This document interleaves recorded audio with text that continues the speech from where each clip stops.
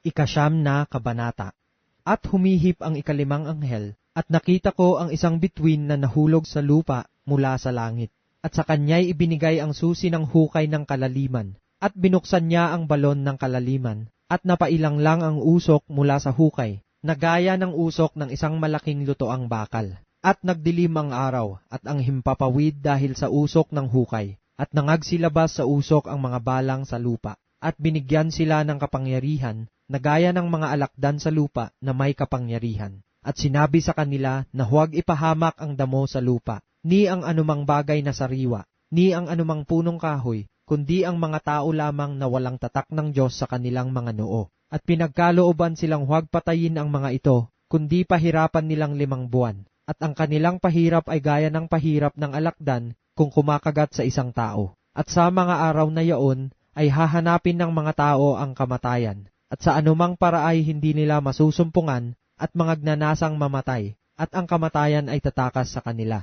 At ang anyo ng mga balang ay katulad ng mga kabayong nahahanda sa pagbabaka, at sa kanilang mga ulo ay gaya ng mga putong na katulad ng ginto, at ang kanilang mga mukha ay gaya ng mga mukha ng mga tao. At sila'y may buhok na gaya ng buhok ng mga babae, at ang kanilang mga ngipin ay gaya ng sa mga leon. At sila'y may mga baluti na gaya ng baluting bakal, at ang ugong ng kanilang mga pakpak ay gaya ng ugong ng mga karo, at ng maraming kabayo na dumadaluhong sa pagbabaka. At sila'y may mga buntot na gaya ng sa mga alakdan, at mga tibo, at sa kanilang mga buntot naroroon ang kanilang kapangyarihan, upang ipahamak ang mga taong 5 buwan. Sila'y may pinakahari na anghel ng kalaliman. Ang kanyang pangalan sa wikang Hebreo ay Abaddon, at sa Griego ay may pangalan siyang Apollyon. Ang unang pagkaaba ay nakaraan na. Narito, darating pa ang 2 pagkaaba sa haharapin. At humihip ang ika-6 na anghel, at narinig ko ang isang tinig mula sa mga sungay ng damba ng ginto na nasa harapan ng Diyos,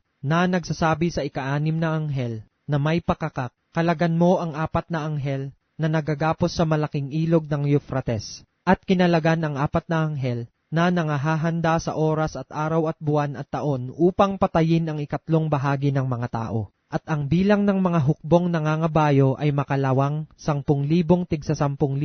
Aking narinig ang bilang nila. At nakita kong sa pangitain ang mga kabayo at ang mga nakasakay dito na may mga baluting gaya ng apoy at ng hasinto at ng asupre, at ang mga ulo ng mga kabayo ay gaya ng mga ulo ng mga leon, at sa kanilang mga bibig ay lumalabas ang apoy at usok at asupre. Sa pamamagitan ng 3 salot na ito ay napatay ang 3 bahagi ng mga tao. Sa pamamagitan ng apoy at ng usok at ng asupre na nangagsisilabas sa kanilang mga bibig, sapagkat ang kapangyarihan ng mga kabayo ay nasa kanilang bibig at nasa kanilang mga buntot, sapagkat ang kanilang mga buntot ay kawangis ng mga ahas at may mga ulo, at siya nilang ipinananakit. At ang nalabi sa mga tao na hindi napatay sa mga salot na ito ay hindi nagsipagsisi sa mga gawa ng kanilang mga kamay, upang huwag sumamba sa mga demonyo at sa mga Diyos-Diyosang ginto at pilak at tanso at bato at kahoy, na hindi nangakakakita, ni nangakaririnig man,